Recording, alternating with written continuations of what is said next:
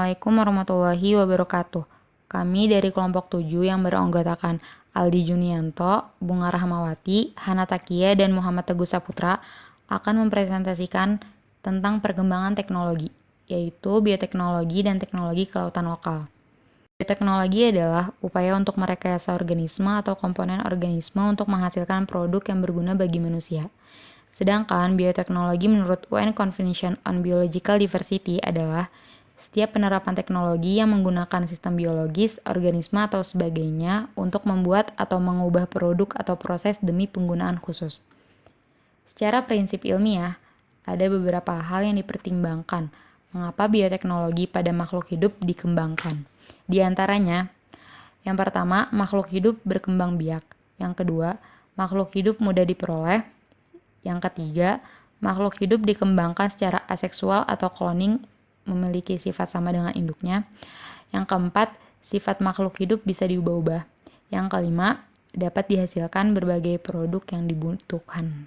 Sejarah bioteknologi.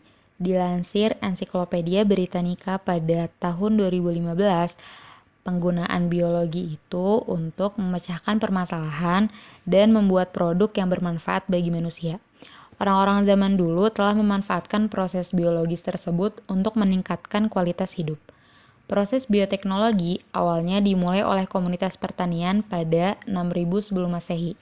Pada waktu itu mereka memanfaatkan proses biologis mikroorganisme untuk membuat roti, minuman beralkohol, membuat tempe, keju, dan mengawetkan susu. Pada tahun 1500 Masehi ditemukannya mikroba yang berupa aseton dan butanol. Pada tahun 1926 ditemukannya antibiotik. Pada tahun 1953 ditemukannya struktur DNA.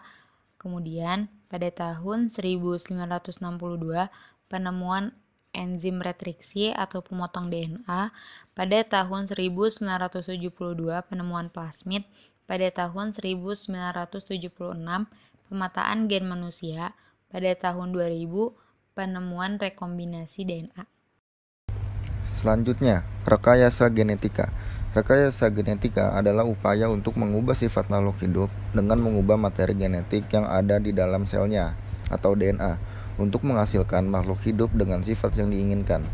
Melalui persilangan, mutasi, transplantasi inti, fusi sel, rekombinasi, menambah, mengurangi, atau menggabungkan DNA yang berbeda. Hasil rekombinasi DNA disebut DNA rekombinan. Yang pertama, transplantasi inti. Transplantasi inti adalah memindahkan inti sel dari sel yang satu ke sel yang lain agar diperoleh individu baru yang memiliki sifat baru sesuai dengan sifat inti yang diterimanya. Pembentukan individu baru tanpa proses perkawinan disebut paraseksual. Yang kedua, teknologi plasmid.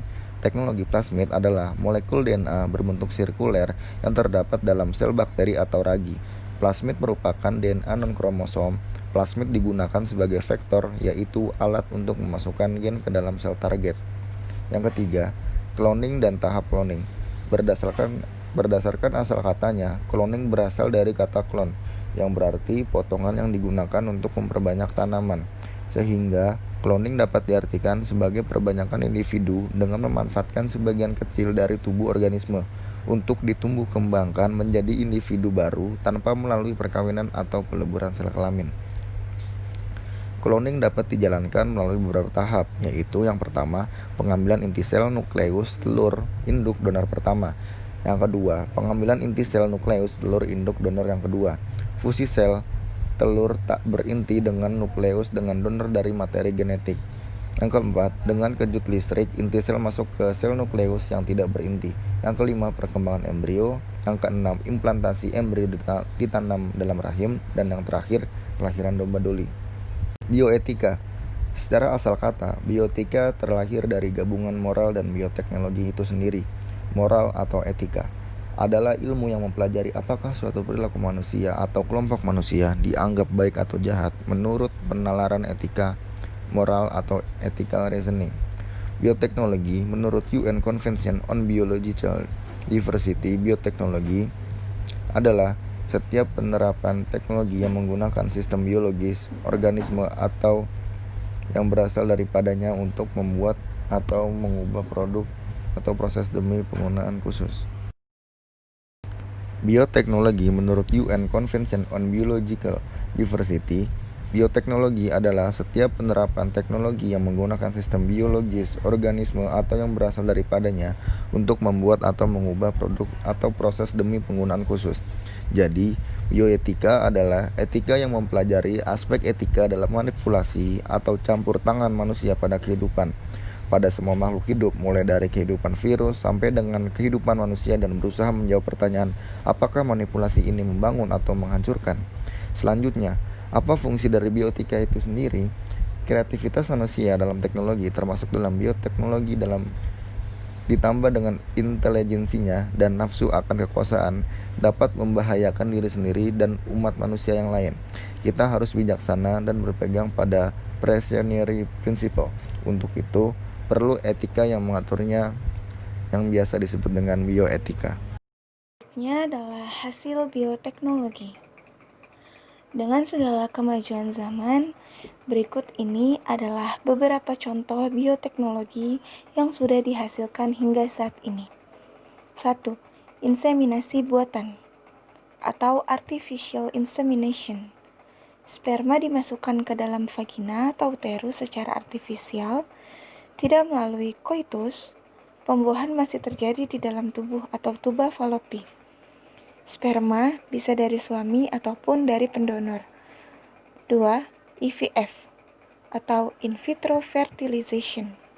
Wanita disuntik hormon agar ovulasi, lalu sel telur dipanen, ditaruh di pinggir petri, lalu ditambah dengan sperma, pembuahan terjadi. 3. Bank sperma kawin suntik.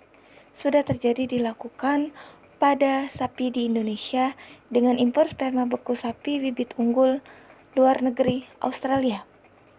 Sperma beku itu dibawa ke Indonesia dan dicairkan di sini bila mau dipakai untuk inseminasi buatan pada sapi di sini. 4. Bank embrio. Embrio bisa dibekukan dan disimpan. 5. Transplantasi organ. Menggantikan sebagian atau seluruh organ dengan organ lain yang diambil dari individu itu sendiri, atau autotransplantasi, misalnya kulit, pembuluh darah, atau diambil dari orang lain. Allotransplantasi ataupun dari makhluk lain, xenotransplantasi. 6. Sel punca atau stem cell. Satu sel telur dibuahi oleh satu sel spermatozoid. Kedua-duanya haploid atau jumlah kromosom separuh dari jumlah pada sel dewasa. Setelah pembuahan, sel itu menjadi diploid. Jumlah kromosom sama seperti pada sel dewasa. 7. SCNT atau somatic cell nuclear transfer atau cloning adalah mengambil inti sel dewasa atau jumlah kromosom diploid dari donor dan memasukkannya ke dalam sel telur yang intinya atau jumlah kromosom haploid sudah dikeluarkan. 8. Rekayasa genetik atau genetic engineering adalah rekayasa bahan-bahan genetis suatu makhluk hidup melalui berbagai teknik. 9. Kromosom buatan atau artificial chromosome dan kehidupan buatan atau artificial life. 10. Kedokteran genetik atau genetic medicine. Banyak gangguan dan penyakit dikarenakan gen yang tidak baik. Bila diketahui gen yang mana yang menyebabkannya, maka dapat diambil tindakan pengobatan. 11. Personalized medicine. Dengan diketahui susunan genom manusia dan tidak ada dua manusia yang sama, maka terbuka kemungkinan untuk melakukan kedokteran personal. Aplikasi bioteknologi. Dalam bidang pertanian, pertama, pembentukan tumbuhan tahan hama. Kedua, pembuatan tumbuhan yang mampu menambah nitrogen. Dalam bidang kedokteran, 1. Pembuatan antibodi monoklonal. 2. Terapi gen manusia. 3. Pembuatan vaksin dan produk obat-obatan. Dalam bidang peternakan, 1. Vaksin dan antibodi untuk mengobati hewan. 2. Hormon pertumbuhan atau BGH. 3. Hewan transgenik. Bahaya bioteknologi. 1. Senjata biologis. 2. Memunculkan organisme strain jahat. 3. Mengganggu keseimbangan lingkungan. 4. Hukum dan nilai masyarakat. Pencegahan dampak bioteknologi. Pencegahan dampak bioteknologi dapat dilakukan dengan beberapa cara, di antaranya 1. Peraturan rekombinasi DNA. 2. Pelarangan cloning. 3. UU pembuatan senjata biologis. Dan yang terakhir adalah kondisi lab asep. Ya, kemudian teknologi kelautan lokal. Ini maksud di sini di Indonesia. Perkembangan teknologi kelautan. Apa sih itu teknologi kelautan? Teknologi kelautan adalah memanfaatkan kekayaan sumber daya yang dimiliki untuk mensejahterakan rakyat yang diimbangi dengan upaya menjaga keberlanjutan dengan mematuhi ekologis. Teknologi yang dikembangkan perlu menjaga keseimbangan antara kepentingan ekonomi dengan kearifan ekologi. Ragam teknologi yang berasas keseimbangan ekonomi ekologi yang perlu dikuasai mencakup yang pertama, teknologi penangkapan ikan. Yang kedua, bioteknologi untuk memanfaatkan biodiversitas. Yang ketiga, teknologi eksplorasi. Dan yang terakhir adalah teknologi konservasi. Kemudian perkembangan teknologi tangkap ikan dan jenis-jenis teknologi tangkap ikan di Indonesia. Pertama, perkembangannya dulu, yaitu ketika zaman prasejarah atau sebelum mengenal tulisan, penangkapan ikan yaitu untuk memenuhi kebutuhan sendiri, kebutuhan individu di pantai atau perairan dangkal, bahkan hanya menggunakan tangan. Seiring berjalannya waktu, saat ini atau zaman sekarang pada abad 20, perkembangan teknologi berkembang pesat sesuai dengan perkembangan pengetahuan manusia. Nah, contohnya diantaranya yang pertama, pembuatan alat tangkap ikan sudah menggunakan pabrik. Kedua, penangkapan ikan dengan peralatan yang otomatis menggunakan komputer. Yang ketiga, menggantikan serat alami dengan serat sintetis yang lebih kuat dan lebih mudah diproduksi massal. Kemudian jenis-jenis teknologi tangkap ikan di Indonesia. Jenis yang pertama yaitu penangkapan tanpa melukai. Itu dengan memanfaatkan alat pengunci, pemilin atau fishing gear, menangkap ikan dengan tangan. Kemudian jenis yang kedua adalah penangkapan ikan dengan alat yang melukai. Yaitu yang pertama dengan tombak, yang kedua bisa dengan fish plummet. Kemudian jenis yang ketiga adalah penangkapan dengan memabukkan atau pembiusan. Yang pertama melalui cara kimiawi, yaitu dengan potas, retonon, berbasko, sianida, dan potasium. Kemudian yang kedua adalah dengan cara elektrik pada ikan air tawar, disetrum tuh. Terakhir adalah penangkapan ikan dengan pancingan berumpan. Itu contohnya ruai tuna, yang kedua UHT, yang ketiga pancing tonda, yang keempat pancing tangan, yang kelima pancing hanyut, yang keenam penangkapan dengan perangkap. Kemudian aplikasi teknologi dalam dunia kelautan di Indonesia. Yang pertama, sistem informasi nelayan pintar. Nah, pengertiannya bisa dibaca sendirilah itu. Itu contohnya, contoh grafisnya ada di slide pojok kanan bawah. Itu informasi di Nelpin atau nelayan pintar, singkatannya Nelpin. Kemudian yang kedua e-logbook, yang ketiga e-barang, yang keempat INDESO atau infrastruktur development for space oceanography. Yang kelima penggunaan radio L-band, global positioning system atau GPS, dan lainnya.